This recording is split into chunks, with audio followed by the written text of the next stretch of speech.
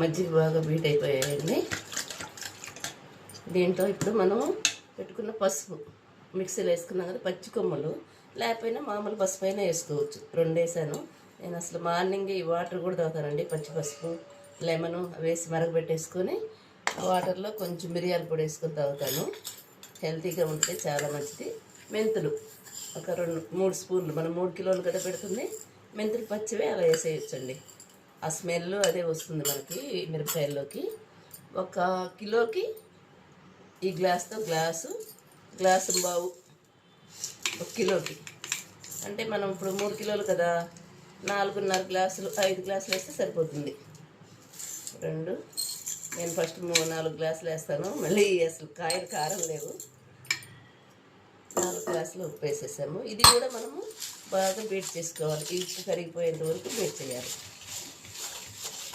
మెంతులు, ఉప్పు, పసుపు అన్నీ కరిగిపోయే వరకు బాగా బీట్ చేయాలి. ఇప్పుడు దీంట్లో మనం కిలోకి ఈ పెద్దవి నిమ్మకాయలు 1 కిలోకి ఒక కాయ పిండుకుంటే సరిపోతుంది. కిలో మిరపకాయలకి ఈ నిమ్మకాయలు కూడా పిండాలి. నిమ్మకాయలు పిండితే మనకేంటంటే పులుపు ఉంటుంది. కొంచెము మజ్జిగ ఇప్పుడు అంత పులుపు ఉండవు కదండి. మనం ఇప్పుడే తోడబెట్టాము, పులుపు ఉండదు. ఇంతకుముందు అయితే పుల్ల మజ్జిగ పోసేవాళ్ళు వీటికి. ఇప్పుడు అంత మజ్జిగ కొంచెం పులుపు వస్తుంది.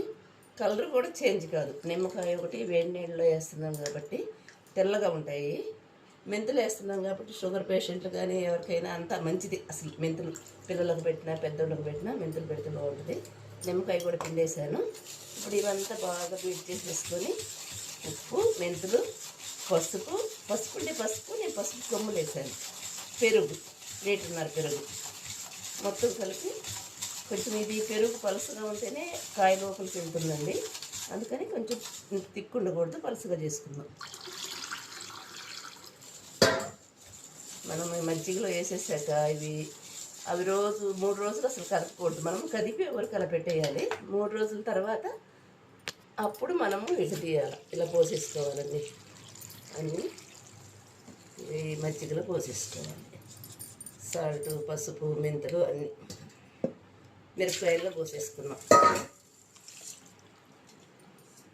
మనము ఇలా పెట్టేస్తే కొంచెంసేపటికి వాటర్ వచ్చేస్తాయి. వాటర్ వచ్చేసాక మనం రోజు ఒక టైం పైకి కిందకి వేస్తే పసుపు అవన్నీ వేసి పెట్టాను కదా. మిరపకాయలు గలగలలాడుతూ చాలా బాగా వచ్చాయి.